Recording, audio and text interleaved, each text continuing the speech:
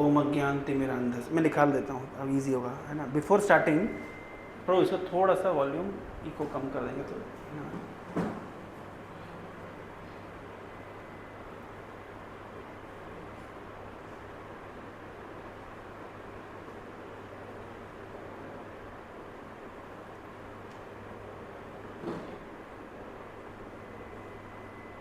हरे कृष्णा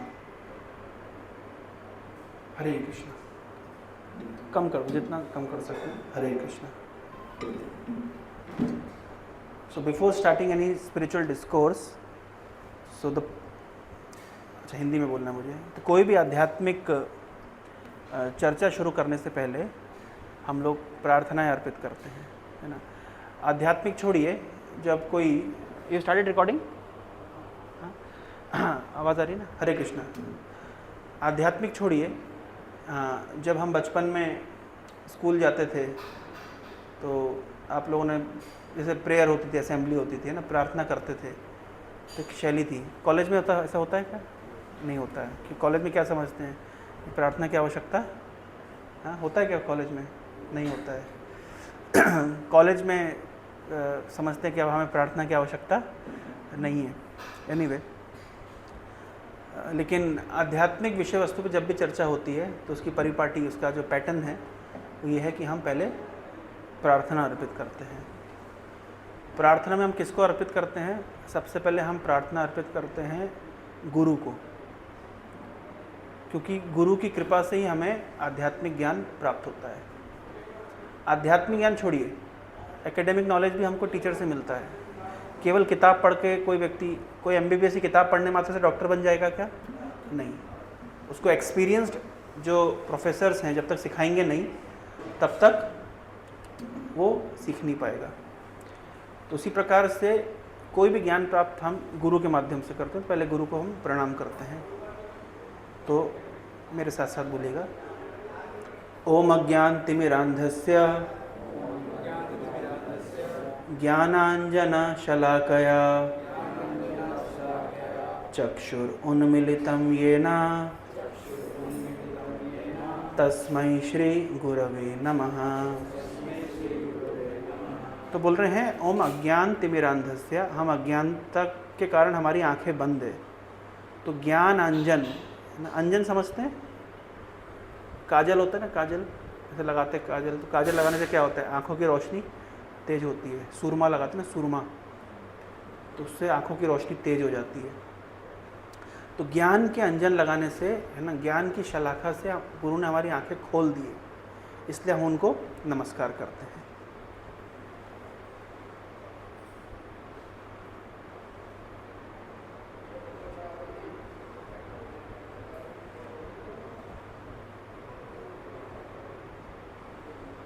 नमो विष्णुपादाय कृष्णप्रेष्ठाय भूतले श्रीमते भक्तिवेदांत स्वामिन इति नामिने। नमस्ते सारस्वते देवे गौरवाणी प्रचारिणे निर्विशेष शून्यवादी पाश्चात्य देश तारिणे। और हम भगवान को प्रणाम करेंगे। जय श्री कृष्ण चैतन्य प्रभु नित्यानंद श्री अद्वैत गदाधर श्रीवासादि गौर भक्त वृंद। हरे कृष्णा कृष्ण कृष्ण हरे हरे, हरे राम राम राम हरे हरे। तो आपका स्वागत है आज के सत्र में। आज हम चर्चा कर रहे हैं, क्योंकि आज जन्माष्टमी है, तो भगवान कृष्ण के कुछ गुणों के विषय में मैं आपको बताने वाला हूँ। तो हमारा पैटर्न रहेगा कि पहले मैं अराउंड 20-30 मिनट्स कुछ बोलूँगा, फिर आप लोग क्वेश्चन आंसर्स पूछ सकते हैं, है ना, क्वेश्चंस पूछ सकते हैं, मैं आपको आंसर दूंगा। तो एक्चुअली हम भारत में हमारा जन्म हुआ है, तो हमारा सौभाग्य है कि हमें भगवान के विषय में सुनने का अवसर बचपन से ही मिल रहा है ना। कुछ साल पहले एक यूरोपियन स्टूडेंट्स का ग्रुप आया था हमारे मंदिर में, तो मैं उनको एड्रेस कर रहा था। तो प्रभु आप लगा के you can do your service as per your convenience. तो यूरोपियन स्टूडेंट्स का ग्रुप आया था, तो बहुत सिंपल इनोसेंट बच्चे थे, बच्चे मतलब टीनेजर्स थे, और मैं उनको कुछ बता रहा था। तो उनमें से एक बच्चा काफ़ी धार्मिक था, तो उसके पास एक बाइबल की कॉपी थी। तो उसने अपनी जेब से बाइबल की कॉपी निकाली और फिर उसने क्या किया, उसके पैर में खुजली हो रही थी, तो बाइबल की कॉपी निकाल के वो पैर में खुजली करने लगा। तो point is they are very innocent people, actually they are unaware कि हमारे यहाँ तो बाइबल मतलब आध्यात्मिक पुस्तक छोड़िए, कोई हमारी एकेडमिक पुस्तक भी होती है, वो अगर उसमें पैर लग जाए तो हम क्या करते हैं, उसको सिर से लगाते हैं। हमारा कल्चर इस तरह का है। तो भारत का कल्चर है कि यहाँ की हवा में ही अध्यात्म है, and it is culture of our country that knowledge of scriptures, knowledge of God, it is flowing around in air, है ना। अगर आप कभी न्यूयॉर्क सिटी के बाउरी एरिया में जाएंगे तो वहाँ क्या देखेंगे, वहाँ पे वो मैरिजुआना की जो गंध होती है वो हवा में रहती है, हवा में आपको नशा हो जाएगा, मतलब इस तरह का वातावरण है। उसी प्रकार से भारत में हर व्यक्ति जाने अनजाने में कुछ तो जानता ही है ना, सबको कुछ ना कुछ आध्यात्मिक पता होता है, लेकिन सिस्टमेटिक ज्ञान का अभाव होता है। There is a lack in systematic, Hare Krishna, so there is a lack in systematic understanding of God. Systematic understanding of God कहाँ से आएगा, बताइए कहाँ से आता है? क्या नाम बताया आपने? स्वाधीन, यस स्वाधीन। मैंने बताया कि we all have some understanding of God, some understanding of religion, but हमारे पास सिस्टमेटिक अंडरस्टैंडिंग नहीं है। सिस्टमेटिक अंडरस्टैंडिंग कैसे आएगी?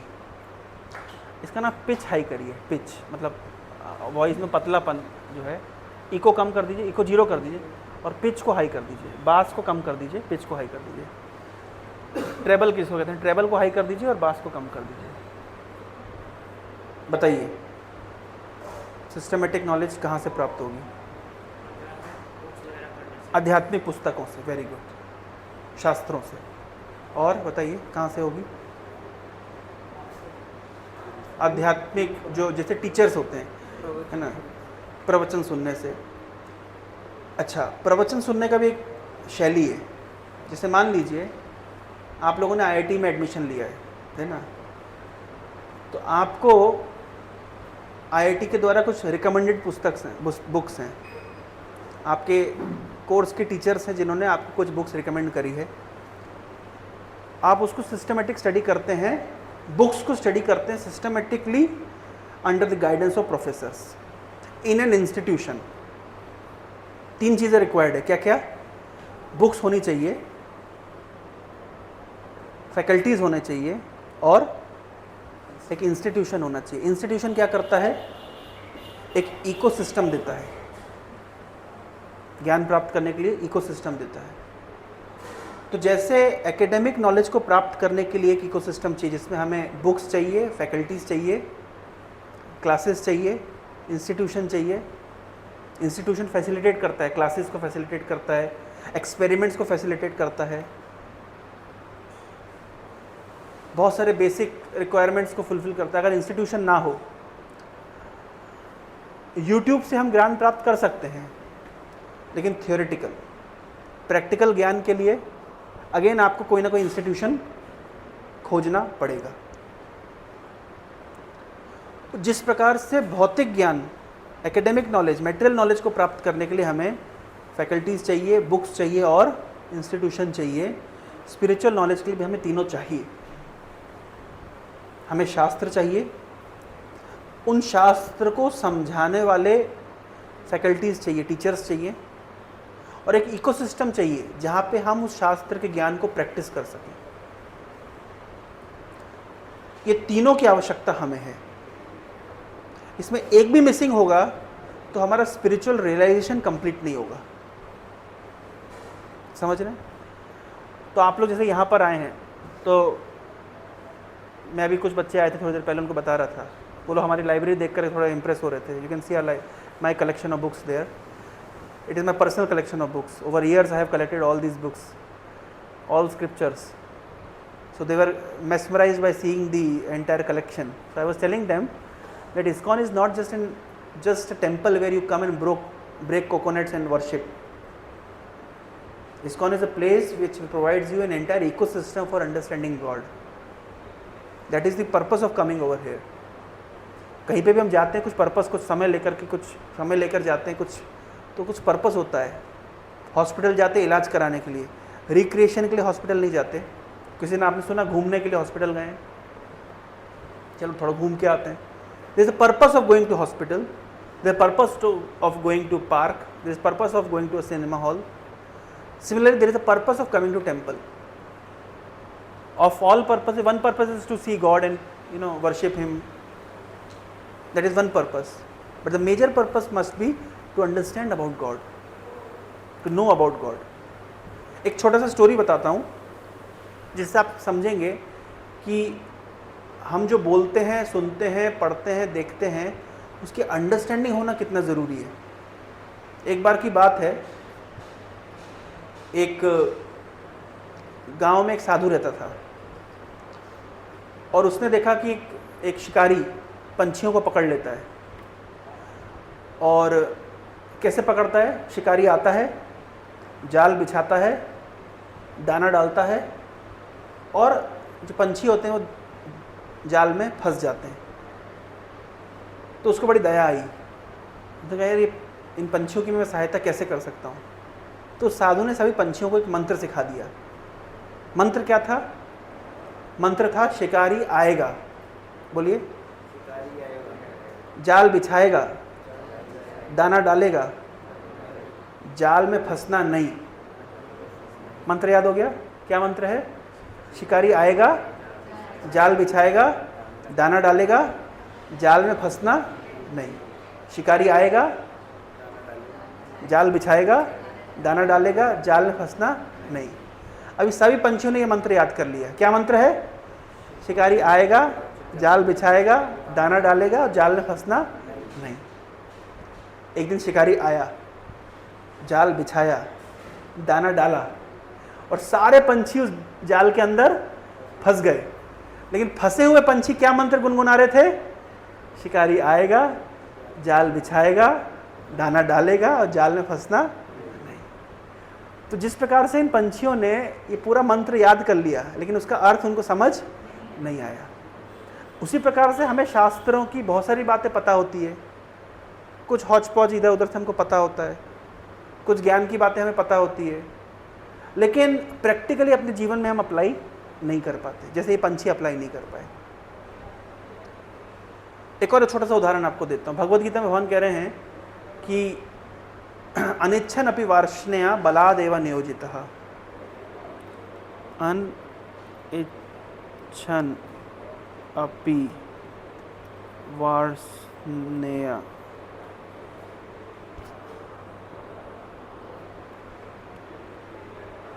मेरे साथ साथ श्लोक को दोहराइएगा। अर्जुन उवाच अथा केना प्रयुक्तोऽयं पापं चरति पुरुषः अनिच्छन् अपि वार्ष्णेया बलाद् इव नियोजितः। तो अर्जुन पूछ रहे हैं कृष्ण से, अथा केना प्रयुक्तोऽयं पापं चरति पुरुषः। कृष्ण व्यक्ति पाप का आचरण क्यों करता है? जानते हुए कि ये पाप है, जानते हुए कि ये गलत है, क्यों करता है? ऐसा लगता है अनिच्छन अपि, इच्छा नहीं है करने की, लेकिन फिर भी करता है। बलाद एवं नियोजिता, ऐसा प्रतीत होता है कि कोई बलपूर्वक पाप में लगा रहा है। तो वास्तविकता तो ये है कि हमें सही क्या है, गलत क्या है, पाप क्या है, पुण्य क्या है, हमको पता होता है। हमें पता है कि ये चीज़ अच्छी है और ये चीज़ बुरी है, लेकिन फिर भी बुरा छोड़ने के हमारा सामर्थ्य नहीं होता और अच्छा पकड़ने की हमारे पास शक्ति नहीं होती, तो उतना मनोबल स्ट्रांग नहीं होता। ये हर व्यक्ति का, ये अर्जुन का रियलाइजेशन है और अर्जुन रिप्रेजेंट कर रहा है हम सबको। हम सबके अंदर भी रियलाइजेशन है, हमको पता है क्या सही है क्या गलत है, फिर भी हम गलत छोड़ नहीं पाते हैं और सही चीज़ को पकड़ नहीं पाते हैं। अनिच्छा नपि वार्ष्णेय, इच्छा नहीं हो पर भी बलादेव नियोजित, हमको लगाया जाता है, ऐसा प्रतीत होता है। तो अभी आध्यात्मिक ज्ञान जब हम सिस्टमेटिक स्पिरिचुअल नॉलेज लेते हैं, प्रॉपर बुक्स से, प्रॉपर टीचर्स के मार्गदर्शन में, प्रॉपर इकोसिस्टम में, तब हम न केवल आध्यात्मिक ज्ञान को समझ पाते, जान पाते हैं, उसको अपने जीवन में उतार पाते हैं। भगवद गीता में भगवान कह रहे हैं ये जो स्पिरिचुअल नॉलेज है ये सेंटिमेंटल अंडरस्टैंडिंग नहीं है कोई, ये क्या है, ये रियलाइजेशन है। रियलाइजेशन मतलब, आदित्य रसगुल्ले की व्याख्या करो। रसगुल्ला बहुत मीठा होता है, सफ़ेद कलर का होता है, 50 ग्राम उसका वजन होता है, एक थिक विस्कस लिक्वर में वो सोक्ड होता है। बंगाल में बहुत ज़्यादा, बंगाल में प्रसिद्ध है। बंगाल और उड़ीसा का झगड़ा ही है कि रसगुल्ला किसका है। ये उड़ीसा बंगाल का पुराना झगड़ा है कि रसगुल्ला किसका है। अच्छा, अब रसगुल्ले के ऊपर 1000 पेज की थीसिस लिख दीजिए, क्या स्वाद का अनुभव होगा? नहीं। तो रसगुल्ले का ज्ञान अलग चीज़ है और रियलाइजेशन अलग चीज़ है। ज्ञान और अनुभूति, रियलाइजेशन, जैसे विज्ञान, ज्ञान विज्ञान दोनों होना चाहिए। जैसे रसगुल्ला कैसा स्वाद है, हलवे का स्वाद, बर्फी का स्वाद, छेना पोड़ा का स्वाद, रसमलाई का स्वाद, जूस का स्वाद, कैंडी का स्वाद, च्युइंगम का स्वाद, मीठा। लेकिन आपको पता है कि सब स्वाद में अंतर है। तो ज्ञान है कि ये सब मीठा है, लेकिन रियलाइजेशन, विज्ञान है कि इस हर वस्तु का स्वाद अलग अलग है। तो भगवद गीता में भगवान बता रहे हैं कि ये जो ज्ञान है ना, ये सभी ज्ञानों का राजा है। और ये जो ज्ञान है, ये समझने के बाद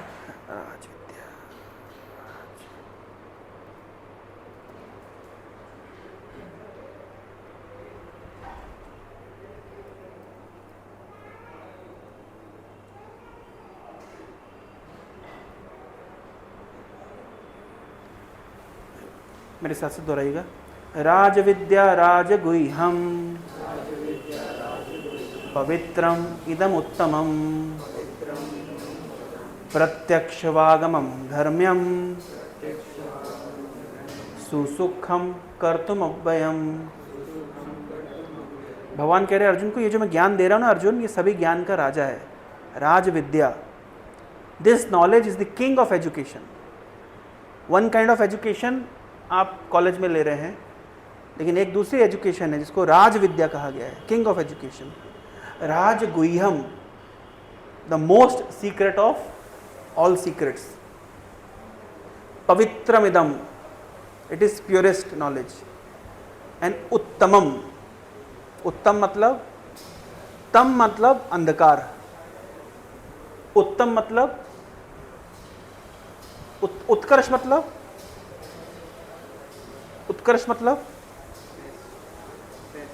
ब्लेस्ड, प्लेज्ड, बेस्ट, उत्कर्ष, उत्कृष्ट। उत्कृष्ट मतलब होता है बेस्ट, उत्कर्ष मतलब उत्कर्ष, बहुत उत्कर्ष का विषय है, हर्ष का। लेकिन शब्द कैसे बना उत्कर्ष? कर्ष मतलब कर्षति, कर्षण, संघर्ष, कर्ष, कर्कश मतलब फ्रिक्शन, आपस में उत्कर्ष और स्वाधीन का बीच में कर्कश माहौल बन गया, मतलब झगड़ा झाटी हो गई। कर्ष मतलब है, कर्ष मतलब फ्रिक्शन, घिसना, झगड़ा, अशांति। और उत्कर्ष, कर्ष से परे यानी आनंद। उत्तम, तम मतलब अंधकार, उत्तम मतलब अंधकार से परे। ये ज्ञान कैसा है? जो हमें अंधकार से परे लेके जाए। और प्रत्यक्ष वागमम, प्रत्यक्ष मतलब ऐसा नहीं है कि ज्ञान आज प्राप्त करेंगे तो महीने भर जाके, 2 साल बाद, 10 साल बाद जाके अनुभव होगा। ये तुरंत अनुभव की चीज है। ये ज्ञान इतना शक्तिशाली है कि इसकी अनुभूति तुरंत होती है। प्रत्यक्ष वागमम। धर्म्यम, it is the perfection of religion. धर्म का उद्देश्य क्या है? सभी धर्मों का उद्देश्य है इस ज्ञान को प्राप्त करना। व्यक्ति धर्म का पालन करता है लेकिन अज्ञानी रह जाता है, झगड़ा करता है। लेकिन प्रत्यक्ष वागमम धर्म्यम और सुसुखम कर्तुम अव्ययम। सुसुखम मतलब ये जो ज्ञान है सुसुखम, आनंद देता है। कॉलेज का ज्ञान क्या देता है? कभी कभी दुख देता है, असाइनमेंट्स कष्ट देते हैं। लेकिन ये ज्ञान कैसा है? सुसुखम। आप 2-4 घंटे मूवी देखेंगे, आपको बाद में रियलाइज होगा अरे कहाँ मैंने टाइम वेस्ट कर दिया। और 2-4 घंटे भगवत गीता पढ़ेंगे और कुछ सीखेंगे तो आपको रियलाइज होगा कि अरे मैंने बहुत प्रोडक्टिव कुछ प्राप्त किया है। तो सुसुखम। और अव्ययम, अव्यय मतलब ये ज्ञान बदलता नहीं है। इस तरफ कुछ चेयर्स रख सकते हैं, इस तरफ। अव्यय मतलब ये ज्ञान परिवर्तनशील नहीं है। भगवद गीता का कौन सा एडिशन अभी चल रहा है? जो एडिशन भगवान कृष्ण ने अर्जुन को उस समय सुनाया था वही एडिशन हम आज पढ़ते हैं। हम साइंस में देखते हैं कई प्रकार के नए नए एडिशंस निकलते हैं, मैथमेटिक्स में एडिशन निकलते हैं। क्यों? क्योंकि ये जो ज्ञान है ये क्या हो रहा है? ये क्या हो रहा है? समय के साथ परिवर्तित हो रहा है, मॉडिफाई हो रहा है, अपग्रेड हो रहा है। लेकिन जो आध्यात्मिक ज्ञान है ये समय के साथ मॉडिफाई नहीं हो रहा है। ये जैसे पहले था वैसे आज है। हजारों सालों पहले भी सेम भगवत गीता हमारे पास उपलब्ध थी और हजारों सालों के बाद भी सेम भगवत गीता उपलब्ध रहेगी। और एक इंटरेस्टिंग बात देखिए, एक न्यूज़पेपर की एज कितनी होती है? एक न्यूज़पेपर की उम्र कितनी होती है? एक दिन। सुबह न्यूज़पेपर पढ़ते हैं, इनफैक्ट एक दिन भी नहीं होती, शाम को उस न्यूज़पेपर को हम उस पर समोसा रख के खाते हैं।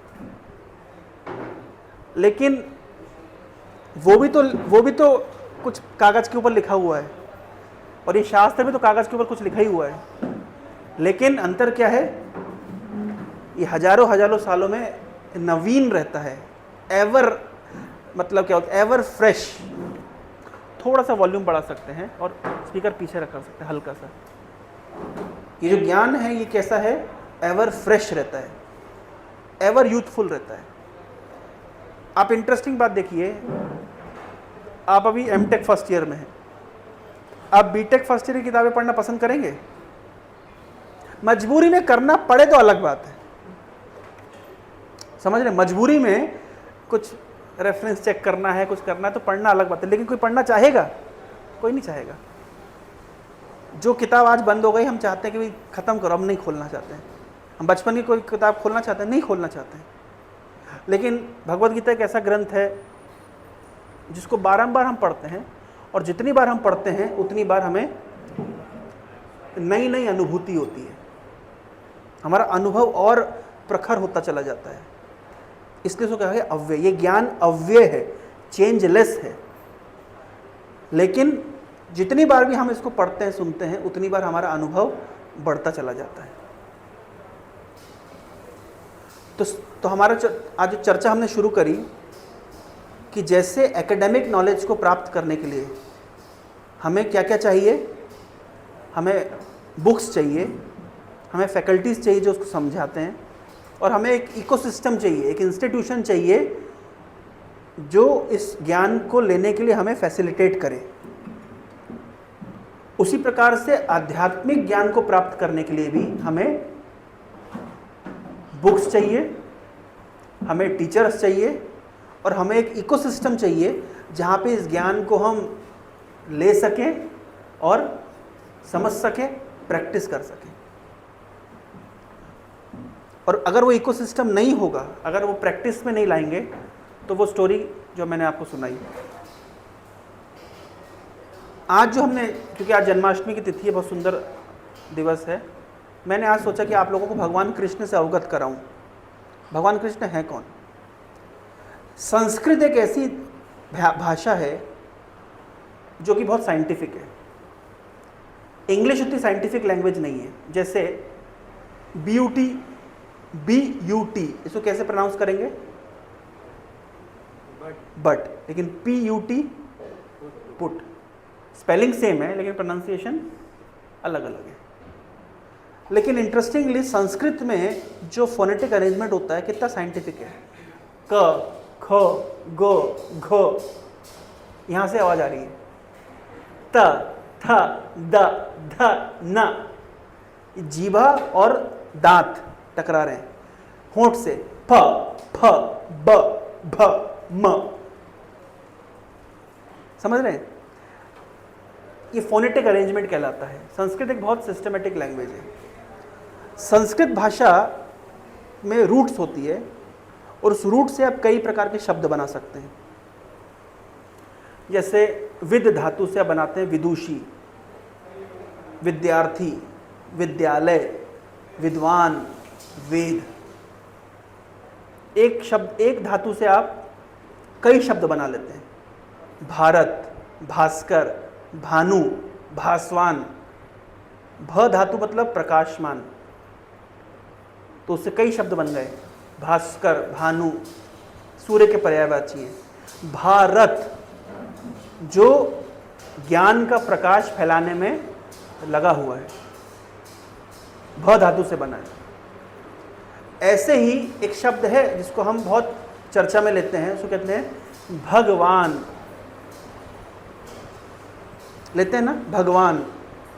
भगवान शब्द का अर्थ क्या होता है? आप बताएंगे भगवान शब्द का अर्थ क्या होता है? भाग्य के वान, दाता, भाग्य के दाता।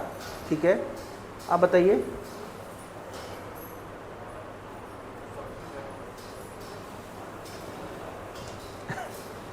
बताइए जो भी आपको लगता है। भगवान शब्द का अर्थ बहुत प्रसिद्ध शब्द है।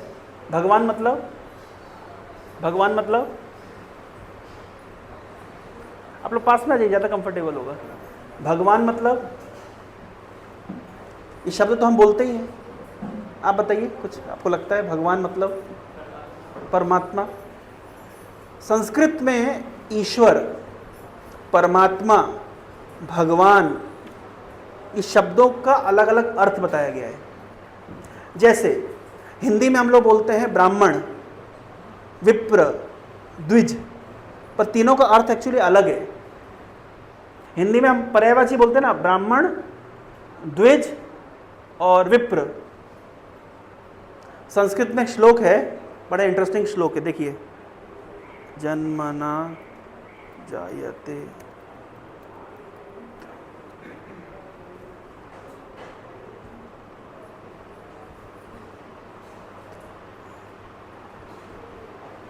यस, कितना अच्छा श्लोक है, मेरे साथ साथ दोहराइएगा। जन्मना जायते शूद्रा संस्कारात् द्विज उच्यते।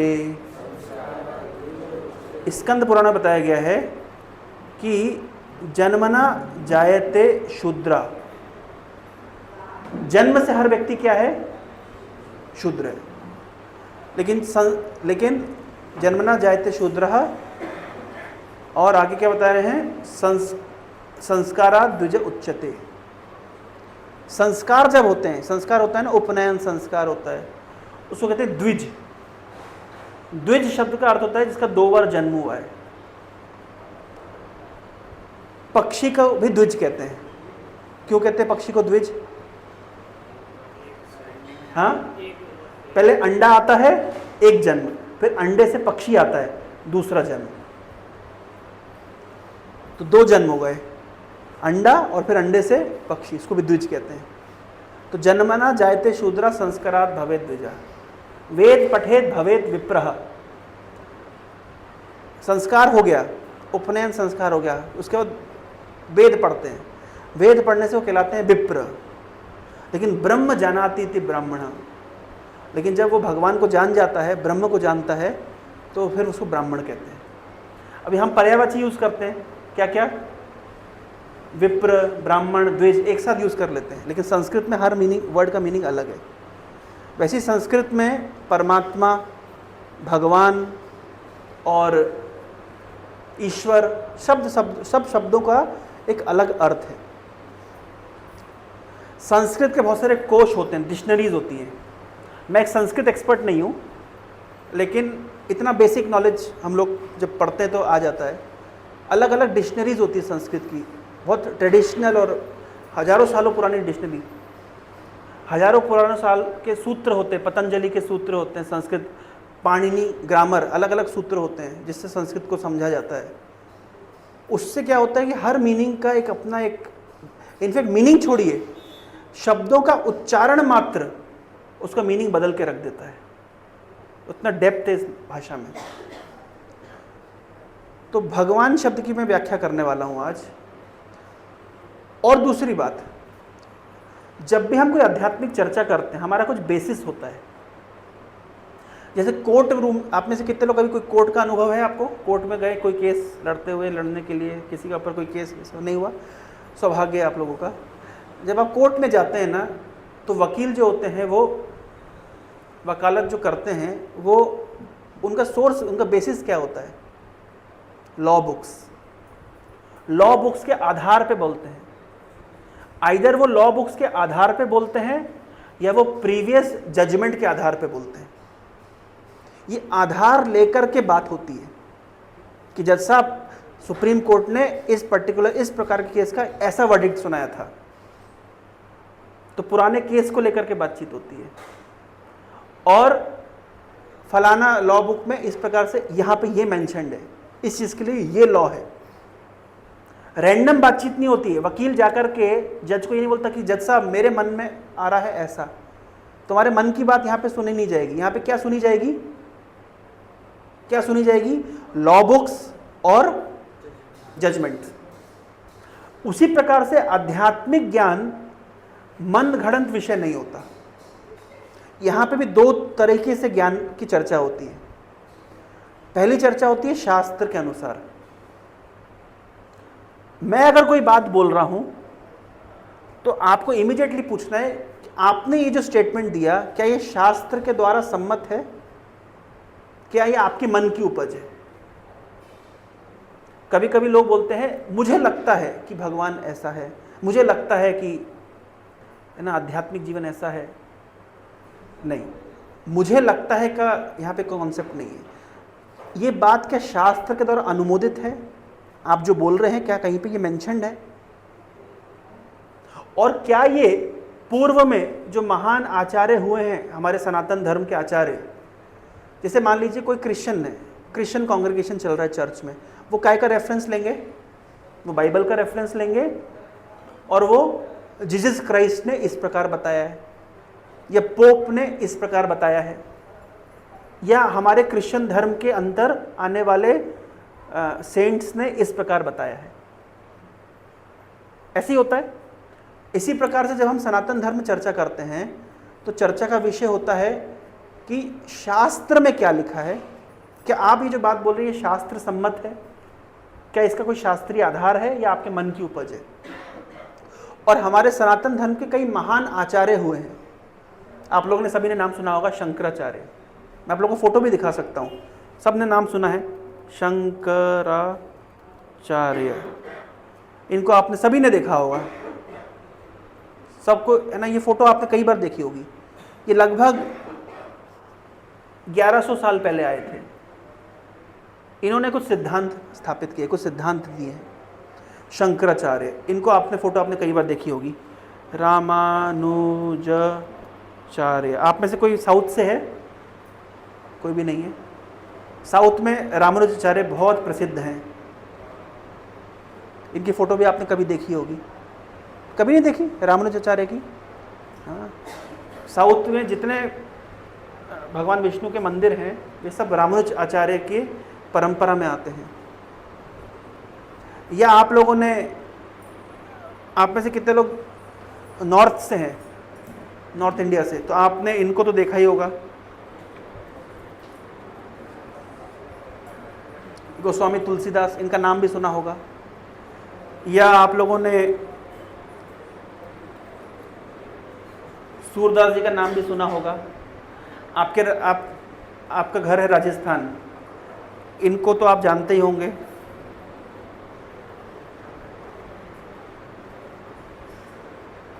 समझ रहे? ये पूर्व के महान आचार्य रह चुके हैं, भक्त लोग रह चुके हैं, है ना। बंगाल में प्रसिद्ध हैं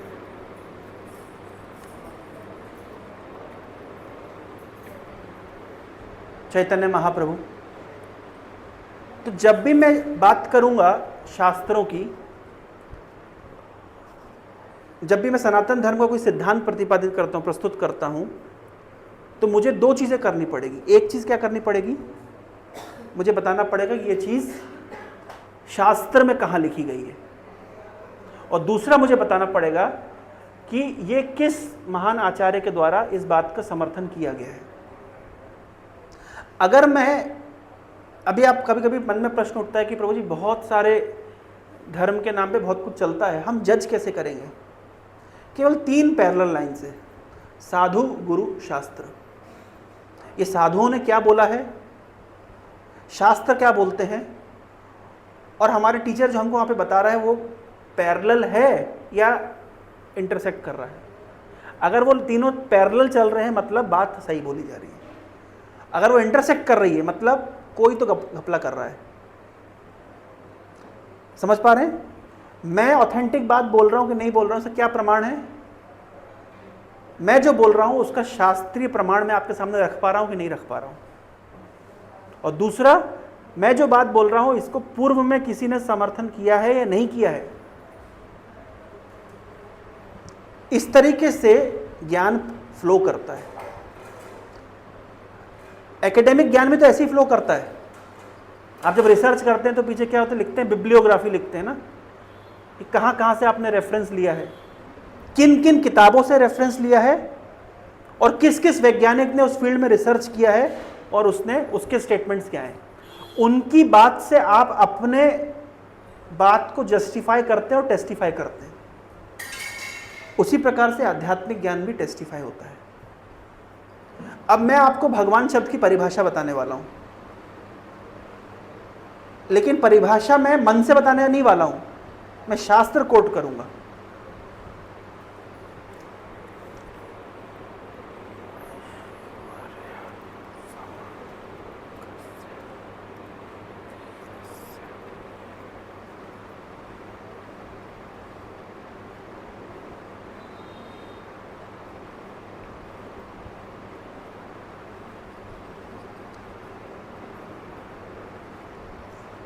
ये श्लोक मैं आप लोगों को बताने वाला हूं।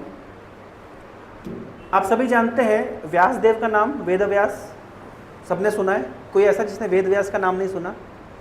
भारत में ऐसा कोई भी नहीं जिसने वेद व्यास का नाम नहीं सुना। एक बड़ी इंटरेस्टिंग घटना हुई। मैं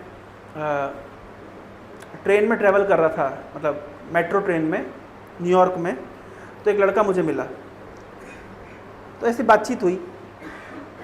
तो मैंने उससे पूछा तुम क्या करते हो, मतलब इंग्लिश में बातचीत हुई। तो बोला कि मैं एक, बताया उसने अपने विषय में, और बोला कि मैं एक मुस्लिम फेथ से बिलोंग करता हूँ। और बोला कि, मैंने कहा तुम्हारे फैमिली के बारे में बताओ। तो बोलता है कि मेरी मम्मी और मेरे पिताजी का कभी विवाह नहीं हुआ। मेरी मम्मी का विवाह जिसके साथ हुआ उनके कुछ बच्चे हैं, और मेरे पिता का विवाह जिनके साथ हुआ उनके कुछ बच्चे हैं। तो मैं अपनी मम्मी वाले साइड के बच्चों के साथ में रहता हूँ, और मेरे पिताजी की फैमिली उधर पे रहती है।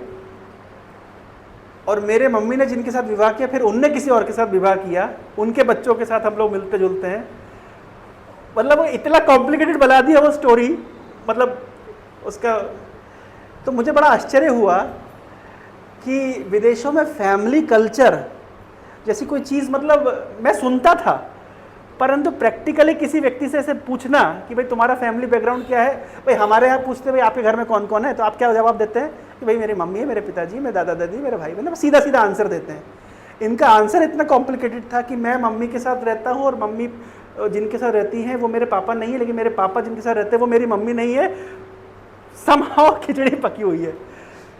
तो बहुत साल पहले किसी ने प्रश्न पूछा था हमारे एक महाराज से कि महाराज भगवान का जन्म, जन्माष्टमी मनाते हैं हम लोग, भगवान का जन्म भारत में क्यों होता है, भगवान भारत में क्यों प्रकट होते हैं, विदेशों में क्यों नहीं प्रकट होते? अरे विदेश में ना पति ना पत्नी, तो बच्चा कैसे प्रकट होगा? फैमिली कल्चर चाहिए ना प्रकट होने के लिए। इंडिया में तो फैमिली कल्चर है, विदेशों में तो है ही नहीं, और फैक्ट है ये, मतलब मेजॉरिटी ऐसी हालत है। तो विदेशों में बहुत सारी कल्चर नहीं है ना, वहाँ पे फैमिली कल्चर नहीं है, वहाँ पे रिलीजियस कल्चर नहीं है। हमारे लिए जैसे यहाँ पे भगवान के विषय में जानना सुनना एक सहज, एक इजी गोइंग मतलब प्रक्रिया है, वहाँ पे नहीं है। वो ऐसा नहीं कि वो नास्तिक हैं, पर उन्हें भगवान के विषय में कुछ ज्ञान नहीं है, इंक्लिनेशन है, जानना चाहते हैं, खोज करने की आकांक्षा, इच्छा है, लेकिन कोई बताने वाला नहीं है, और कोई बताए भी तो उनको पता नहीं है कि कहाँ से सीखना चाहिए, कहाँ से हम सिस्टमेटिक नॉलेज प्राप्त कर सकते हैं। लेकिन भारत में जन्म लेने वालों का सौभाग्य है कि हमें एटलीस्ट, हमारे लिए आध्यात्मिक ज्ञान सुलभ है, हमारे लिए शास्त्र सुलभ है। मैं जो एग्जाम्पल आपको क्यों कोट किया, ये मैं आपको विष्णु पुराण से स्टेटमेंट देने वाला हूँ, एक शास्त्र कोट करके मैं बताने वाला हूँ। व्यासदेव का नाम आप लोगों ने सुना है, विदेशों में व्यासदेव का नाम लोगों ने सुना नहीं है। हमारे एक इस्कॉन के सन्यासी बोलते हैं, बहुत अच्छा उदाहरण देते हैं, भाई दूध कहाँ से आता है? दूध कहाँ से आता है?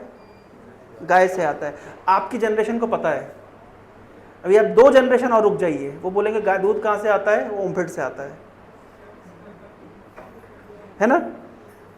आज से 2 जनरेशन के बाद में आपको ये बेसिक चीज़ें, खाना कहाँ से आता है? तो वो रिलायंस फ्रेश से आता है। उनने कभी खेती किसानी होते देखा नहीं है, गाय देखा नहीं है। अभी आप लोग की जनरेशन ने देखा है, आज से 2 जनरेशन के बाद में आप जाएंगे वो बिल्कुल मिसिंग हो जाएगा। तो महाराज बताते हैं कि गीता भागवत को समझने के लिए अगर कोई गांव के बैकग्राउंड से आया है वो जल्दी समझ लेता है, क्योंकि उसने ये सब एग्जाम्पल जो कोट कर रहे हैं वो देखता है। लेकिन आगे की कुछ जनरेशन के बाद जो वर्चुअल जनरेशन जिएगी उसको ये सब समझाना बड़ा मुश्किल हो जाएगा। तो आपको मैंने पूछा व्यासदेव, आपने सबने एक्सेप्ट किया कि हमने व्यासदेव का नाम सुना है। अब बेचारा जो व्यक्ति नहीं सुना होगा आज से कुछ जनरेशन के बाद में, तो उसको समझाना कितना मुश्किल हो जाएगा। तो व्यासदेव ने हमको बहुत सारे शास्त्र दिए हैं। व्यासदेव के पिता का नाम है, कोई जानता है? व्यासदेव के पिता का नाम कोई जानता है? कोई नहीं जानता? ठीक है, व्यासदेव बोलो। पराशर मुनि, यस, व्यासदेव के पिता का नाम है पराशर मुनि। महाभारत सीरियल में भी आप देख सकते हैं, है ना, व्यासदेव के पिता का नाम है पराशर मुनि और माता का नाम है सत्यवती। तो व्यासदेव के पिता पराशर मुनि ने विष्णु पुराण में एक डेफिनेशन दी है भगवान शब्द की। ये डेफिनेशन बड़ी इंटरेस्टिंग डेफिनेशन है, मेरे साथ साथ इस श्लोक को दोहराइएगा आप लोग। पहले मैं इस शब्द का एक एक शब्द आपको उच्चारण करवाऊंगा ताकि आपको इजी हो जाए, और उसके बाद हम लोग उसको दोहराएंगे। संस्कृत रिसाइटेशन के बहुत सारे बेनिफिट हैं। एक तो इमीडिएटली आपका मन शांति का अनुभव करता है, वर्ड्स में शक्ति होती है ना। अगर आप किसी को माँ बहन की गाली दो तो क्या होता है, उत्तेजना बढ़ती है। लेकिन आप संस्कृत के श्लोकों का उच्चारण करो।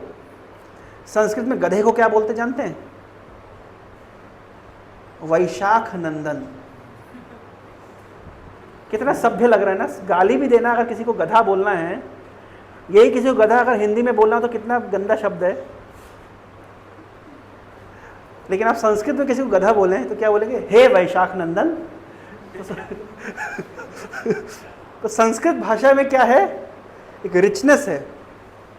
तो संस्कृत के शब्दों का जब हम उच्चारण करते हैं तो माइंड बहुत काम होता है, मेमोरी पावर बढ़ती है। अभी जो पद्मनाभ आया था, वो बच्चा एमटेक फर्स्ट ईयर आप लोग के कॉलेज में, उसको पूरी एंटायर भगवद गीता कंठस्थ है। वो यहाँ बैठ के भी 1.5 घंटा पूरा भगवद गीता रिसाइटेशन किया। बोला मैं जन्माष्टमी तो रिसाइटेशन करूँगा। वो साउथ इंडियन, मतलब बेंगलोर से है वो, एंटायर भगवद गीता कंठस्थ। मेरे पिताजी ने कहा था कि अगर तुमको इस्कॉन ज्वाइन करना है तो पूरी गीता स्मरण कर लो, मैं तुम्हें खुद छोड़ के आऊँगा। मैंने आज तक अपने पिताजी की इच्छा पूरी नहीं करी। मुझे याद है 250 श्लोक याद होंगे मुझे गीता के, लेकिन 700 श्लोक याद नहीं है। उस बच्चे को पूरा 700 श्लोक याद है। वो MS कर रहा है मैथमेटिक्स में। मैंने कहा आश्चर्य है, मतलब पूरा मेमोरी पावर शार्प हो जाती है। तो हम पहले इन संस्कृत के शब्दों को एक साथ उच्चारण करेंगे। मैं बोलूँगा, आप लोग मेरे पीछे पीछे दोहराएंगे, फिर मैं श्लोक का उच्चारण करूँगा, फिर उसका अर्थ बता करके हम आज की क्लास खत्म करेंगे। मेरे साथ से दोहराइएगा। ऐश्वरस्य समग्रस्य वीरस्य यशसा श्रियः ज्ञान वैराग्यो चैव क्षणाम भग इतिंगणा। ऐश्वरस्य समग्रस्य वीरस्य यशसा श्रियः ज्ञान वैराग्योश्चैव क्षणाम भग इतिंगणा। ऐश्वरस्य समग्रस्य वीरस्य यशसा श्रियः ज्ञान वैराग्योश्चैव क्षणाम भग इतिंगणा। ये विष्णु पुराण में पराशर मुनि समझा रहे हैं भग शब्द का अर्थ क्या होता है, भगवान शब्द का अर्थ क्या होता है। भग मतलब, वान मतलब वान, धनवान, ज्ञानवान, बलवान। वान शब्द का अर्थ क्या होता है? Possessor, one who possesses. अर्थवान, कर्ण बहुत ही अर्थवान है, खूब अर्थ है इसके पास। धनवान, धन है जिसके पास। विद्वान, जिसके पास विद्या है। ज्ञानवान, जिसके पास ज्ञान है ना? गुणवान, जिसके पास गुण है। सामर्थ्यवान, जिसके पास सामर्थ्य है। तो वैसे ही होता है भगवान, जिसके पास क्या है? भग है, भग। अब भग शब्द का अर्थ क्या होता है? भग शब्द का अर्थ होता है ऐश्वर्य, ऑपुलेंस, ऐश्वर्य। भगवान, जिसके पास ऐश्वर्य है, जिसके पास समग्र ऐश्वर्य है। ऐश्वर्यस्य समग्रस्य, सारे ऐश्वर्य है, उसको कहते हैं भगवान। अब कौन कौन से ऐश्वर्य, मतलब क्या होता है? ऐश्वर्य शब्द सुना है? ऐश्वर्य, इसका अर्थ क्या होता है? हाँ, संपत्ति। और ऐश्वर्य कई प्रकार के होते हैं। ऐश्वर्य मतलब अगर आपके पास किसी प्रकार का ऐश्वर्य है, दूसरा व्यक्ति आपके प्रति आकर्षित होगा। जैसे रूप एक ऐश्वर्य है। मान लीजिए कोई, आप देखिए, हम लोग कई बार चर्चा में उठता है कि कोई सोशल मीडिया इन्फ्लुएंसर है, उसके मिलियन फॉलोवर्स है ना? बहुत लोग उनको फॉलो करते हैं, रील को लाइक करते हैं, शेयर करते हैं। क्या देख के शेयर करते हैं? ज्ञान देख के शेयर करते हैं कि रूप देख के शेयर करते हैं? ज्ञान वाले को मिलियन फॉलो कोई नहीं करता। ज्ञान वाले के मिलियन फॉलोवर नहीं होते, रूप वाले के होते हैं।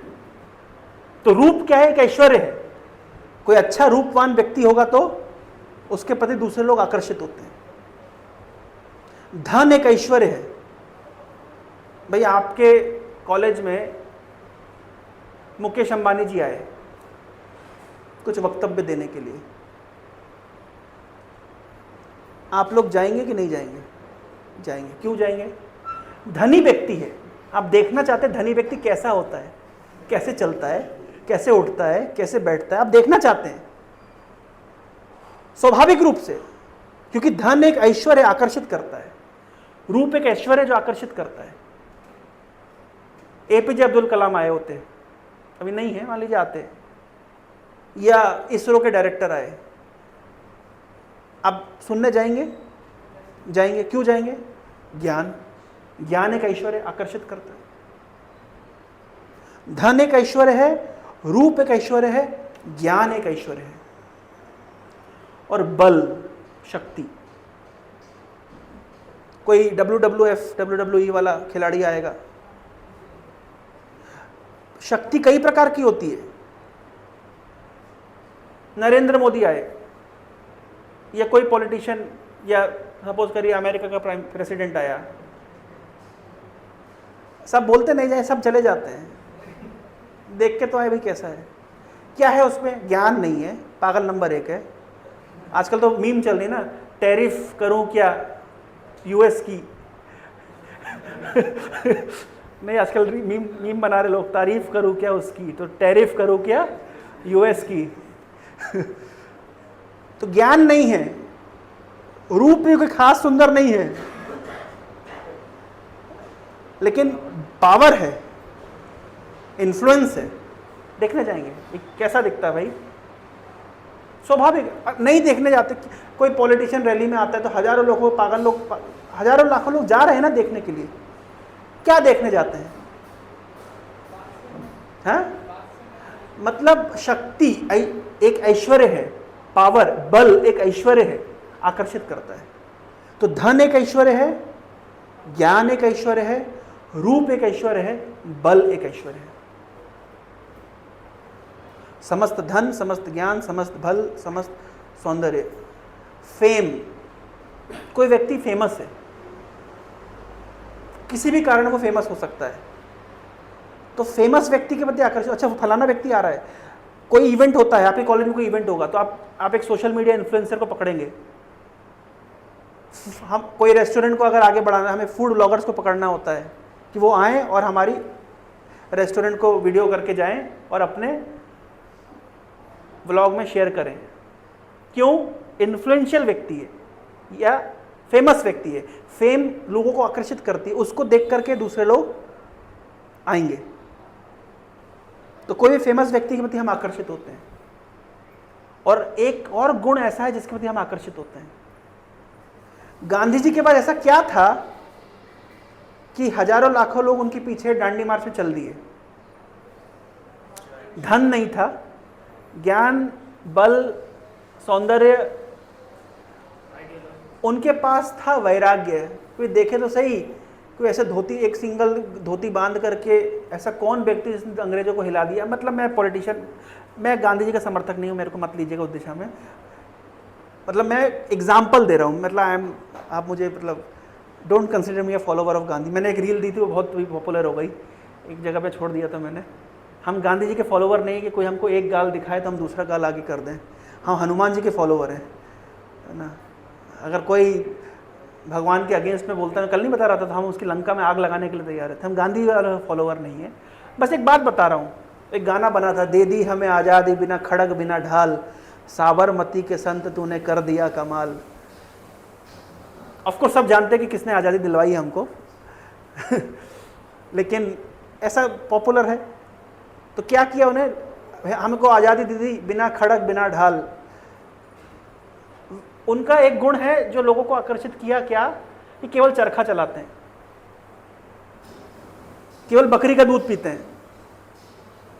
ओशो का नाम सुना आप लोगों ने? ओशो एक फिलोसफर थे। ओशो बड़ा हास्य मजाक करते हुए कहते हैं कि गांधी जी क्या करते थे? बकरी का दूध पीते थे। बकरी का दूध क्यों पीते थे? गांधी जी दिखाना चाहते थे कि मैं गरीब तबके का हूं, हमारे देश के लोगों को गाय का दूध नसीब नहीं हो रहा है, हम लोग गरीब हैं, हम बकरी का दूध पिएंगे। सबसे गरीब व्यक्ति भी बकरी का दूध पी लेता है। तो हम बकरी का दूध पीते हैं, ऐसा दिखाना चाहते थे गांधी जी। लेकिन जो गांधी जी की बकरी थी, उस जमाने में उसको लक्स साबुन से उसको नहलाया जाता था और स्पेशल घास खिलाई जाती थी, फिर स्पेशल दूध निकाला जाता था, उस दूध को गांधी जी पीते थे। गांधी जी कहते थे कि मैं 3rd क्लास ट्रेन में ट्रेवल करूंगा, 3rd क्लास कंपार्टमेंट में ट्रेवल करूंगा। क्या दिखाना चाहते थे? कि मैं समाज के साथ में हूं, समाज के सबसे गरीब वर्ग के साथ में हूं। लेकिन गांधी जी को अगर 3rd क्लास कंपार्टमेंट में ट्रेवल कराना होता था, जिस कंपार्टमेंट में 100 की कैपेसिटी होती थी, 400 आदमी बैठ जाते थे, गांधी जी अकेले अपने 4-5 आदमी के साथ ट्रेवल करते थे। तो सरोजिनी नायडू, नाम सुना आप लोगों ने? उन्होंने एक स्टेटमेंट दिया कि गांधी जी को गरीब रखने में देश का बहुत पैसा खर्च होता है। क्या स्टेटमेंट दिया? कि गांधी जी को गरीब रखने में देश का बहुत पैसा खर्च होता है। पर फिर भी अगर हम उस दिशा में ना जाएं, तो गांधी जी से लोग आकर्षित क्यों होते थे? कि गांधी जी चरखा चलाते हैं, एक धोती पहनते हैं, वैराग्यवान व्यक्ति हैं। आप लोगों ने कभी किसी जैन मुनि को देखा है? जैन मुनि दिगंबर होते हैं, आप लोग के क्षेत्र में तो बहुत होते हैं, यहाँ पे नहीं होते हैं, बहुत कम। दिगंबर नंगा घूमते हैं, लोग बड़े आश्चर्य से उनको देखते हैं कि ऐसे कोई व्यक्ति के मेरे को ऐसे नंगा घूम सकता है। तो उनके ज्ञान, उनके बल, उनके सौंदर्य, उनके यश ने उनको आकर्षित नहीं किया, लोगों को आकर्षित किया। उनके वैराग्य ने लोगों को आकर्षित किया कि कितना वैराग्यवान व्यक्ति है कि रोड पे नंगा घूम रहा है। तो वैराग्य भी एक आकर्षण है। एपीजे अब्दुल कलाम, एक बार एक बरखा दत्त के साथ उनका इंटरव्यू है, तो राष्ट्रपति होते हुए बरखा दत्त इस पे कुर्सी पे बैठी हुई है और एपीजे अब्दुल कलाम नीचे बैठ गए राष्ट्रपति होते हुए। तो लोगों ने बड़ा उनकी सिंपलिसिटी को सराहा कि मतलब कैसे, मतलब कितना सिंपल व्यक्ति है कि ही is the chief commander of the armed forces but he is sitting down. उनका कितना मतलब सिंपलिसिटी है। तो सिंपलिसिटी आकर्षित करती है। तो 6 ऐश्वर्य होते हैं टोटल: धन, ज्ञान, बल, सौंदर्य, यश और वैराग्य, जो किसी दूसरे को आकर्षित करता है। किसी भी व्यक्ति के पास इन 6 में से कोई एक गुण भी है और थोड़ा अधिक मात्रा में है दूसरों से, तो दूसरे उसके प्रति आकर्षित होते हैं। अगर आप में से यहां पे कोई व्यक्ति का थोड़ा अधिक धन होगा तो दूसरे लोग स्वाभाविक उसके प्रति आकर्षित होंगे। किसी के पास थोड़ा अधिक ज्ञान होगा तो लोग उसके प्रति आकर्षित होंगे। किसी के पास थोड़ा अधिक फेम होगा, लोग उसके प्रति आकर्षित होंगे। मान लीजिए चीफ मिनिस्टर का लड़का आके यहाँ पे क्लास सुन रहा है, तो आप सब अपने आप को थोड़ा सा सेट करके रखेंगे। थोड़ा आप अभी बोलेंगे कि मैं नहीं करूंगा, लेकिन आप करेंगे, स्वाभाविक। ये साइकोलॉजी है। क्या थोड़ा सा आप चीफ मिनिस्टर का लड़का है, मतलब आपको पता है कि एनीवे कौन सी बड़ी बात है, लेकिन फिर भी एक आकर्षण है। तो कोई एक ऐश्वर्य अगर किसी एक व्यक्ति के पास में किसी थोड़ी अधिक मात्रा में भी होता है, हम उसके प्रति क्या होते हैं? आकर्षित होते हैं। लेकिन भगवान के पास ये 6 के 6 ऐश्वर्य हैं और थोड़ी अधिक मात्रा में नहीं है, पूर्ण मात्रा में है, कंप्लीट। तो कोई व्यक्ति जिसके पास ये 6 के 6 गुणों में से कोई एक गुण हो और थोड़ी अधिक मात्रा में हो, तो व्यक्ति आकर्षक बन जाता है। आप इमेजिन करिए, जिस व्यक्ति के पास ये सारे के सारे गुण हो और थोड़ी अधिक मात्रा में नहीं, पूर्ण मात्रा में 100%, वो व्यक्ति कैसा होगा? उसको कहते हैं सर्वाकर्षक। और संस्कृत में सर्वाकर्षक शब्द का अर्थ होता है कर्षति, जो खींचते हैं अपनी ओर, और उसी से शब्द बना है कृष्ण। क्यों लोग कृष्ण के प्रति खींचे चले आते हैं? क्या कारण है? आप और मैं नहीं, यम ब्रह्मा वरुणेन्द्र रुद्र मरुतः स्तुन्वन्ति दिव्यैस्तवैः। बड़े बड़े देवता, ऋषि मुनि, हर व्यक्ति, कोई भी अध्यात्मवादी हो, हम इस्कॉन वाले ही नहीं, कोई भी अध्यात्मवादी हो, वो कृष्ण की व्याख्या करेंगे। भले ही व्याख्या अलग अलग प्रकार की हो सकती है, लेकिन व्याख्या कृष्ण की होती है। क्यों सब कृष्ण के प्रति आकर्षित हैं? क्यों आकर्षित है? क्योंकि ऐश्वर्यस्य समग्रस्य वीरस्य यशश्रियः ज्ञान वैराग्योश्चैव षडांग भग इतिंगणा। समस्त धन, समस्त ज्ञान, समस्त बल, समस्त सौंदर्य, समस्त यश और समस्त वैराग्य के जो अधिपति हैं, सब कुछ उनमें है, सब कुछ उनके अंदर पूर्ण मात्रा में है, इसलिए वे आकर्षक हैं, वे आकर्षित करते हैं, इसलिए उनका नाम है Krishna. One who attracts everyone, all attractive. एक एग्जांपल देता हूं, एक मूवी आई थी स्टूडेंट ऑफ द ईयर, मैंने तो देखी नहीं थी, हम लोग मूवी नहीं देखते हैं, लेकिन उसका ट्रेलर देखने को मिला था किसी के स्टेटस पे। उसमें क्या दिखाया गया था, जितना मैं स्मरण कर पा रहा हूं, कि जो भी हीरो रहा होगा वो सब चीज में एक्सपर्ट है। रियल वर्ल्ड में ऐसा होता नहीं है, रियल वर्ल्ड में ऐसा होता है। रियल वर्ल्ड में ऐसा होता है क्या, कोई व्यक्ति हो सकता है पढ़ाई में बहुत अच्छा हो लेकिन स्पोर्ट्स में अच्छा ना हो सकता है कि पढ़ाई और स्पोर्ट्स दोनों में अच्छा हो लेकिन गरीब परिवार से आता हो, गरीब हो बेचारा। नहीं, पढ़ाई में भी अच्छा है, स्पोर्ट्स में भी अच्छा है और धनी भी है, तो हो सकता है दिखने में बहुत अच्छा ना हो। नहीं, पढ़ाई में भी अच्छा है, स्पोर्ट्स में भी अच्छा है, दिखने में भी अच्छा है, धनी भी है, हो सकता है थोड़ा झगड़ालू हो, स्वभाव उसका अच्छा ना हो, घमंडी हो। नहीं, घमंडी भी नहीं है, बहुत विनम्र है। इमेजिन कर पा रहे ऐसा कोई व्यक्ति जिसके अंदर समग्र गुण कंप्लीट मात्रा में हो, सारे गुण हो? नेक्स्ट टू इम्पॉसिबल है। वो स्टूडेंट ऑफ द ईयर हो क्या स्टूडेंट ऑफ द मिलेनियम हो, सारे गुण एक साथ एक व्यक्ति के अंदर होना, वो भी कंप्लीट मात्रा में होना, ये केवल भगवान के लिए संभव है। इसलिए उनको भगवान कहते हैं। भगवान शब्द का अर्थ ही यह है कि ही पोजेस एवरीथिंग। रूप अगर उनकी चर्चा की जाए, हमारे और आपके रूप में बड़ा अंतर है, मतलब हमारे और उनके रूप में कितना अंतर है। भगवान के विषय में एक सुंदर श्लोक है, मैं 5 मिनट का और समय लूंगा।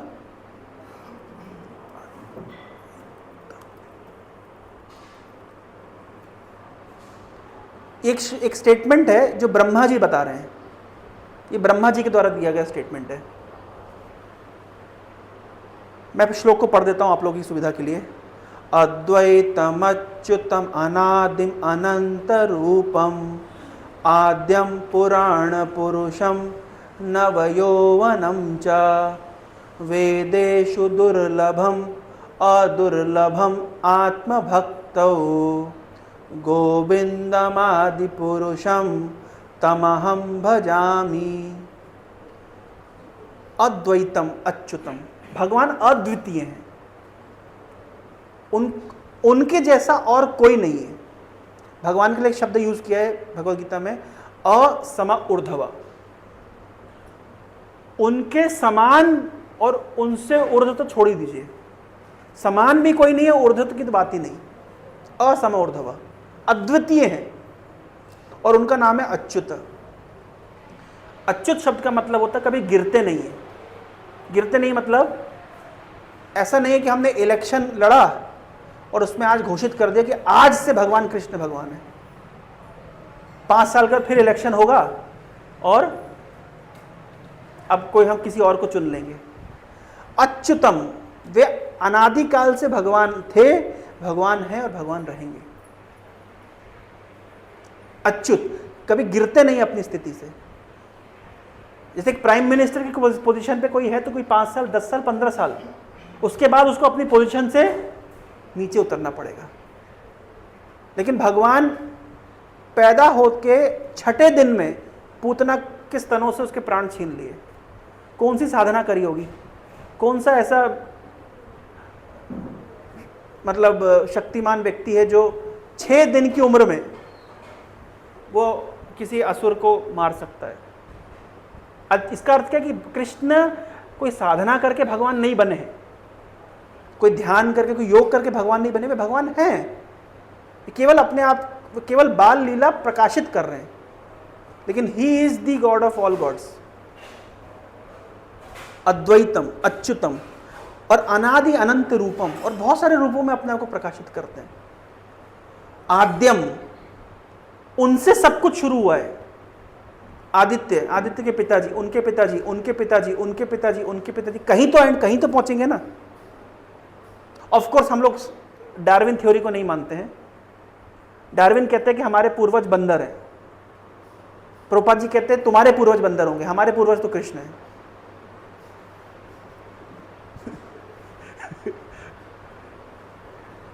ऑफ कोर्स इन विषय के ऊपर हम सिस्टमेटिक चर्चा करेंगे। डार्विन थ्योरी का क्या रेफ्यूटेशन है, बहुत हर चीज में सिस्टमेटिकली एंड साइंटिफिकली आप लोग को समय पे बताऊंगा। हम कुछ भी चीज ब्लाइंडली एक्सेप्ट नहीं किए हैं, लेकिन भगवान के विषय में कहा जाता है, मतलब आद्यम मतलब उनसे सब कुछ शुरू हुआ है, वो आद्यम। पुराण पुरुषम, सबसे पुरातन पुरुष है। पुरातन मतलब सबसे पुराने। पुराण पुरुष के 2 अर्थ होते हैं, पुराण जिनकी गाथाएं गाती है, और पुराण पुरुष का दूसरा अर्थ होता है सबसे पुराना। पुराना पुरुष कैसा दिखता है? पुराना व्यक्ति कैसा दिखता है? कैसा दिखता है पुराना व्यक्ति? पुराना व्यक्ति कैसा दिखना चाहिए? बाल सफेद हो गए, दाढ़ी है, पीठ कमर झुक गई है, झुर्रियां आ गई हैं चेहरे पर। लेकिन भगवान पुरातन पुरुष हैं, लेकिन हमेशा कैसे दिखते हैं? नव यौवनम च। आपको कोई अब्राहमिक कॉन्सेप्ट ऑफ गॉड जानते कैसा होता है? अब्राहमिक कॉन्सेप्ट ऑफ गॉड में दिखाते हैं कि एक बादलों के पीछे एक बूढ़ा सा आदमी बैठा हुआ है जिसकी सफेद सी दाढ़ी है और बहुत गुस्से में है। देखा आपने ऐसा फोटो? नहीं देखा? जेहोवा,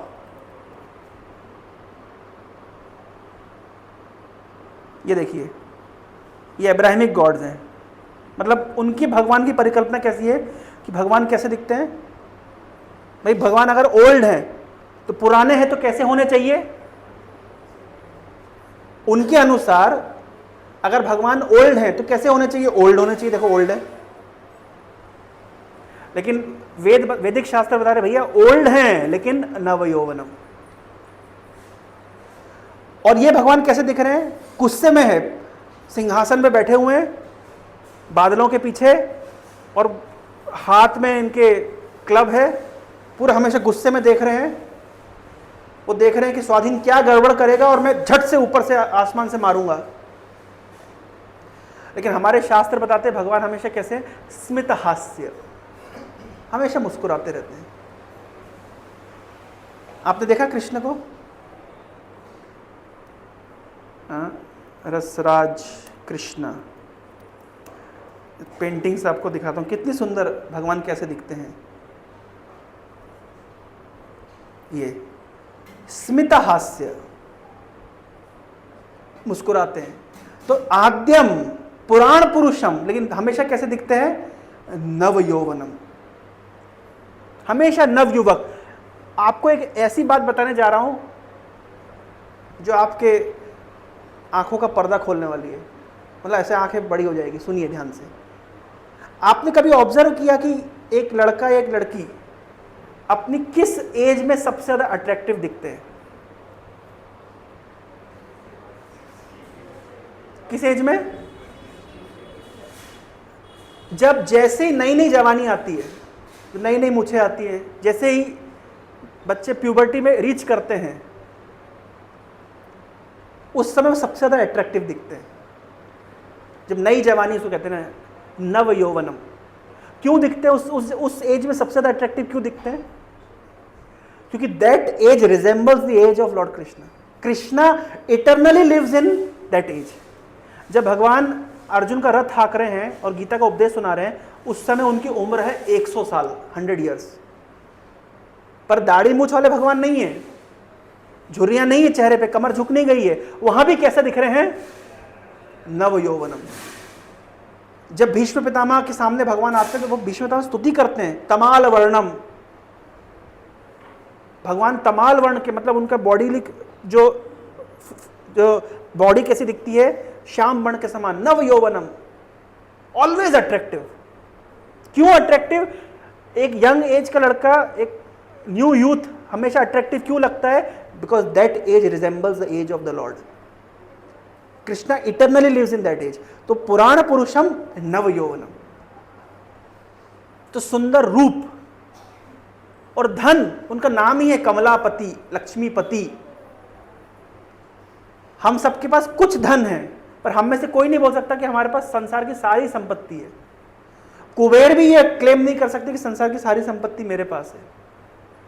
लेकिन लक्ष्मी के पति भगवान है, लक्ष्मीकांत कहते हैं उनको। संसार का समग्र धन उनके पास है। ईशोपनिषद में लिखा है, ईशावास्यम इदम सर्वम यत् किंच जगत्याम जगत। इस जगत की सारी संपत्ति उनकी है। तो समग्र धन, समग्र यश। यश मतलब चाहे हम सनातन धर्म के फॉलोवर्स हों, चाहे कोई इस्लाम को मानता हो, चाहे क्रिश्चियनिटी को मानता हो, यहां तक कि कोई नास्तिक भी क्यों ना हो। नास्तिक कौन होता है? जो भगवान को नहीं मानता। अब भगवान अगर ना हो तो नास्तिक को नास्तिक नहीं बोल सकते। नास्तिक को नास्तिक बोलने के लिए भी आपको क्या चाहिए? भगवान चाहिए। His fame is wide spread.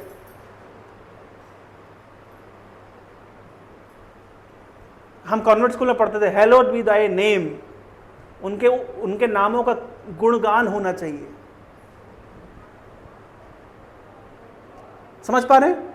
तो वो he is famous in all cultures, in all religions, in all communities.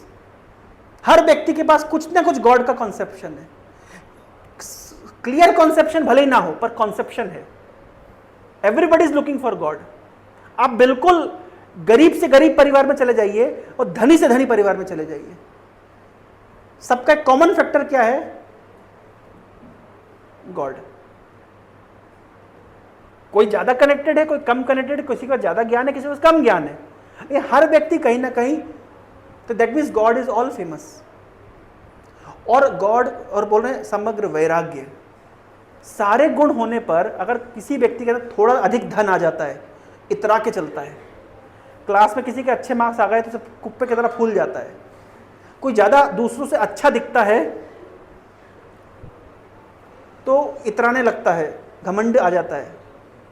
किसी का थोड़ा अच्छा पैकेज लग जाता है तो अपने आप को दूसरों से महान समझने लगता है। लेकिन जिन भगवान के पास ये सारे ऐश्वर्य हैं, धन, समस्त ज्ञान, ज्ञान के विषय में कहना ही क्या है? वेद उनके श्वास से उत्पन्न होते हैं। कुरुक्षेत्र के रणभूमि में 40 मिनट के अंदर गीता का उपदेश सुना दिए। सारा ज्ञान उनसे आता है। God is the source of all knowledge. O God, ऐसा हम लोग कॉन्वेंट स्कूल में पढ़ते थे, you are the source of all knowledge. He is the source of all knowledge, all cognizant. Bhagavatam के फर्स्ट श्लोक में आता है अभिज्ञ स्वराट। अभिज्ञ, ही नोज एवरीथिंग। एंड स्वराट, स्वतंत्र। तुम्हारा नाम स्वतंत्र है, लेकिन तुमको ज्ञान के लिए डिपेंडेंट रहना पड़ेगा चैट जीपीटी पे, गूगल पे, बुक्स पे, टीचर्स पे। पर भगवान का क्या है? अभिज्ञ है, सब कुछ जानते हैं और उनका ज्ञान किसी पर आश्रित, डिपेंडेंट नहीं है। स्वराट है। He is not dependent on any one for knowledge, because he is the source of all knowledge. अभिज्ञ स्वराट। In fact he is the one who has imparted knowledge to Brahma. तेने ब्रह्म हृदय आदि कवय। तो जिस व्यक्ति का समग्र ज्ञान है, समस्त धन है, समस्त ऐश्वर्य है, समग्र बल है, बल का विषय में कहना ही क्या, जिनकी इच्छा मात्र से सृष्टि, स्थिति और प्रलय होता है। भगवान एक श्लोक में बता रहे हैं, मद भयात वाति वातोयम सूर्य तप्ति मद भयात। मेरे भय से हवा बहती है, मेरे भय से सूरज तपता है, वर्षति इंद्रो दहती अग्नि मृत्युश्चरति मदभयात। मेरे भय से मृत्यु चरण करती है, मेरे भय से अग्नि प्रज्वलित होती है। तो जिनकी इच्छा मात्र से सृष्टि स्थिति और प्रलय होता है, उनके बल की क्या तुलना। तो समग्र धन, समग्र ज्ञान, समस्त धन, समस्त ज्ञान, समस्त बल, समस्त सौंदर्य, समस्त यश के जो अधिपति हैं, उन्हें थोड़ा तो घमंडी होना चाहिए ना, थोड़ा तो घमंड होना चाहिए। लेकिन उनका एक और गुण है, उनके अंदर समग्र वैराग्य है। समग्र वैराग्य कैसा है? क्या उन्होंने ऐसी कोई लीला करी जिससे हम पता कर सकते हैं कि भगवान समग्र वैराग्यवान है? हाँ, उन्होंने महाराज युधिष्ठिर के राजसूय यज्ञ में अतिथियों के चरण धुलाए। अतिथियों ने जब भोजन कर लिया तो उनके झूठे पत्तल उठा करके रखने का सेवा कौन करते थे? कृष्ण करते थे। भगवान अपने भक्तों की सेवा करने के लिए हमेशा तत्पर रहते हैं। इससे प्रमाणित होता है कि भगवान होने पर भी उनके अंदर किसी प्रकार कोई घमंड नहीं है, वो वैराग्यवान है। तो जिस व्यक्ति के अंदर इन 6 के गुणों में से कोई एक गुण थोड़ी मात्रा में भी होता है, वो व्यक्ति आकर्षक बन जाता है। जिसके अंदर ये समग्र गुण समग्र मात्रा में हो, उसको कहते हैं सर्वाकर्षक। इसलिए व्यक्ति भगवान के प्रति आकर्षित हुआ चला जाता है। Everybody become attracted towards God. हर व्यक्ति कृष्ण की ओर आकर्षित होता है, चाहे वो मनुष्य हो, चाहे वो पशु पक्षी हो, चाहे वो देवी देवता हो। इसलिए उनको कहते हैं सर्वाकर्षक। तो why Lord Krishna is all attractive? उनकी हर चीज आकर्षक है, उनकी हर चीज मधुर है। मैं 2 मिनट का समय लूंगा, एक छोटा सा गीत हम गाएंगे और उसके बाद हम एंड करेंगे। आप लोगों ने बहुत फेमस गीत सुना होगा। ये गीत सुना आप लोगों ने? इसका लिरिक्स निकालता हूं।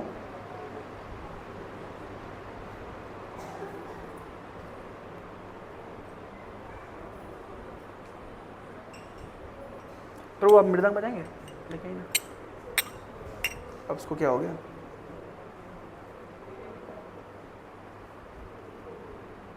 उप्स,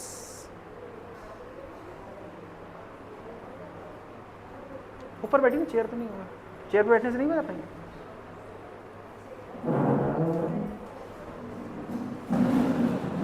नेट चला गया क्या?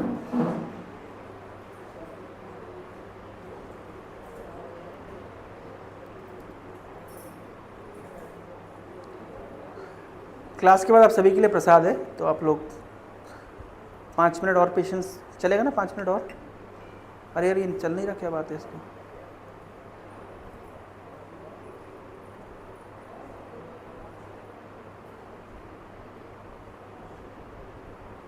अरे कहीं और से ले लेते हैं। अधर्म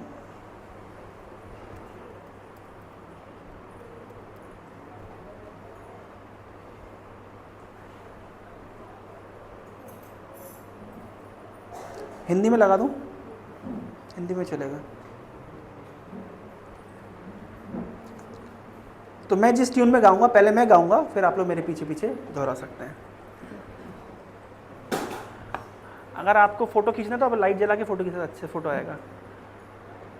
हम लोग फोटो इसलिए रख लेते हैं, हमको याद रहता है कौन आया था कौन नहीं आया था। नहीं, अटेंडेंस लेनी पड़ती है ना। 2-3 लाइट जला दो, 3-4 लाइट, है ना। अधरम मधुरम बदनम मधुरम नयनम मधुरम हसितम मधुरम।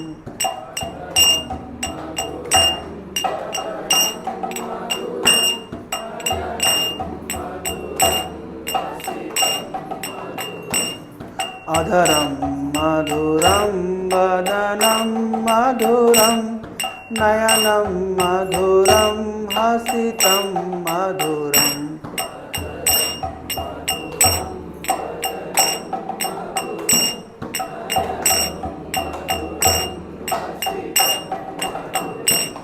हृदयं मधुरं गमनं मधुरम्।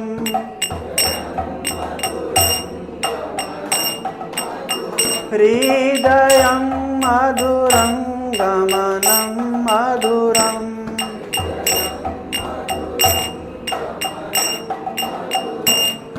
मधुराधिपतेरखिलं मधुरम्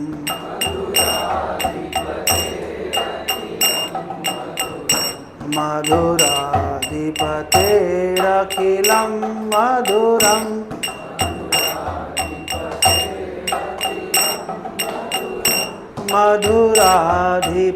मधुराधिपतेरखिलं मधुरम्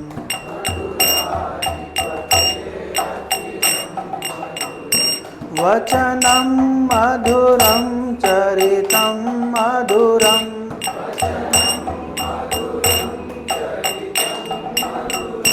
वसनं मधुरं वलितं मधुरम्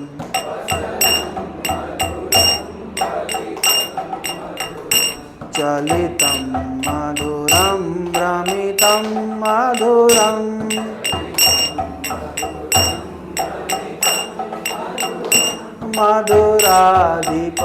मधुराधिपतेरखिलं मधुरम्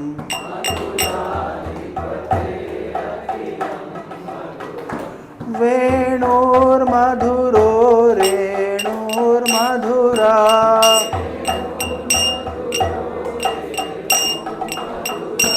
पाणी मधुरा पादौ मधुरौ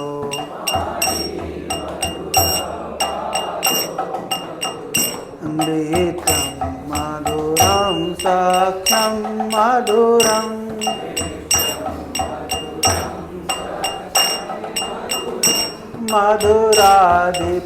मधुराधिपतेरखिलं मधुरम्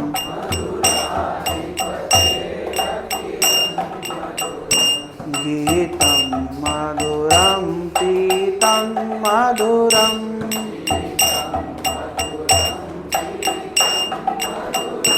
भुक्तं मधुरं सूक्तं मधुरम्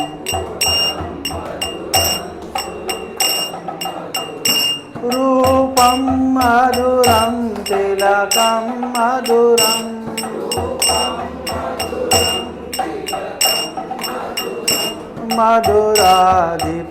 मधुराधिपतेरखिलं मधुरम्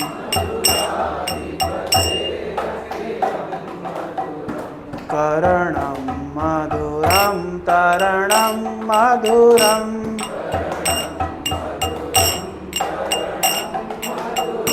हरणं मधुरं स्मरणं मधुरम् वमितं मधुरं शमितं मधुरम्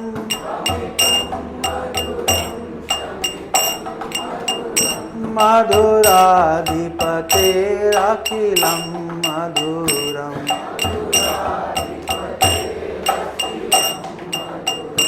गुञ्जा मधुरा माला मधुरा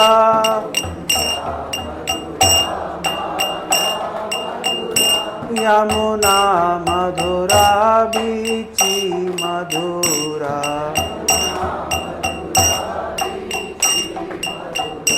सलिलं मधुरं कमलं मधुरम्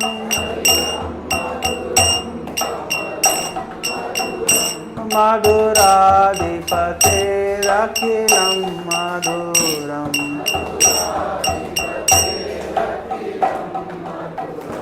गोपी मधुरा लीला मधुरा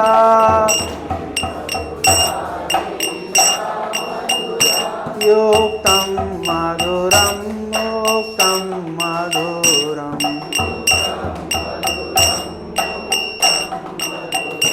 दुष्टं मधुरं श्रेष्ठं मधुरम्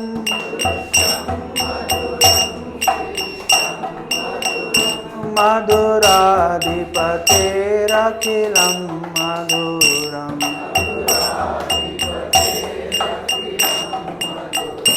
गोपा मधुरा गावो मधुरा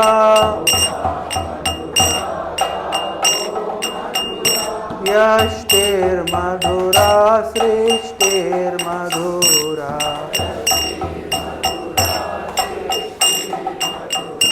दलितं मधुरं फलितं मधुरम्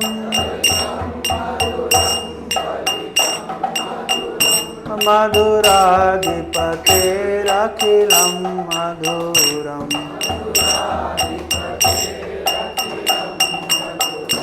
मधुराधिपतेरखिलं मधुरं मधुराधिपतेरखिलं मधुरं मधुराधिपते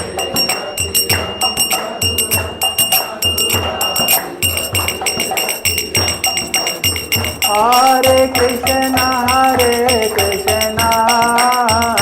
कृष्ण कृष्ण हरे हरे हरे राम राम राम हरे हरे हरे कृष्ण कृष्ण कृष्ण हरे हरे हरे राम राम राम हरे हरे हरे कृष्ण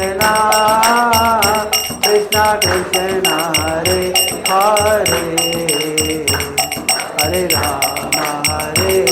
राम राम राम हरे हरे हरे कृष्ण कृष्ण कृष्ण हरे हरे हरे राम राम राम हरे हरे हरे कृष्णा। ये मधुराष्टकम है, भगवान का सब कुछ मधुर है, मतलब स्वीट है, तो इसलिए भगवान क्या है, सर्वाकर्षक। बहुत बहुत धन्यवाद, आपने बहुत पेशेंटली सुना। किसी के मन में कोई जिज्ञासा, संक्षिप्त कोई कमेंट, कोई क्वारी? हाँ, फीडबैक फॉर्म दे सकते हैं या फीडबैक केवल अटेंडेंस रजिस्टर ले सकते हैं ना। हाँ, तो just take your attendance so that हम लोग आपको इनवाइट कर सकें फ्रिक्वेंटली प्रोग्राम्स में सैटरडे। किसी मन में कोई जिज्ञासा, कुछ कहना का चाहता है? नहीं? ठीक है, तो प्रसाद है आप सभी के लिए। आशुतोष, इसको बंद कर दीजिए।